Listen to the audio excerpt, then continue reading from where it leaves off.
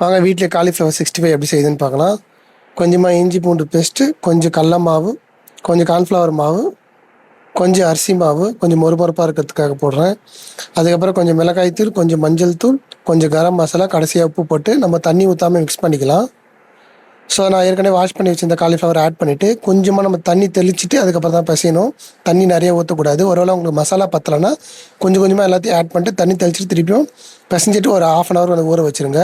அதுக்கப்புறம் எண்ணெய் காஞ்சதுக்கப்புறம் பார்த்தீங்கன்னா போட்டுட்டிங்கன்னா உங்களுக்கு உதிராமல் வரும். ஸோ நல்லா ஃப்ரை பண்ணிவிட்டு ஒரு 5 to 10 minutes ஃப்ரை பண்ணிங்கன்னா சூப்பரான காலிஃப்ளவர் 65 ரெடி ஆகிடும். ஸோ வீட்டில் நீங்கள் ட்ரை பண்ணி பாருங்கள். இது கூட கொஞ்சம் வெங்காயம், கொஞ்சம் லெமன் ஆட் பண்ணிங்கன்னா டேஸ்ட்டு சூப்பராக இருக்கும். ஸோ அதிக தண்ணி ஆட் பண்ணாதீங்க, தெளித்து மட்டும் யூஸ் பண்ணுங்கள். அப்போ தான் வந்து பார்த்திங்கன்னா பக்கோடாவில் எண்ணெய் அதிகமாக உரியாது. ஸோ கொஞ்சமாக யூஸ் பண்ணுங்கள், நல்லாயிருக்கும். ஸோ வீட்டில் ட்ரை பண்ணி பாருங்கள். ஸோ என்னை ஃபாலோ பண்ணாதுங்க, ஃபாலோ பண்ணுங்கள், லைக் பண்ணுங்கள், ஷேர் பண்ணுங்கள், கமெண்ட் பண்ணுங்கள். ஸோ நெக்ஸ்ட் புது புது வீடியோஸில் பார்க்கலாம். Thank you so much.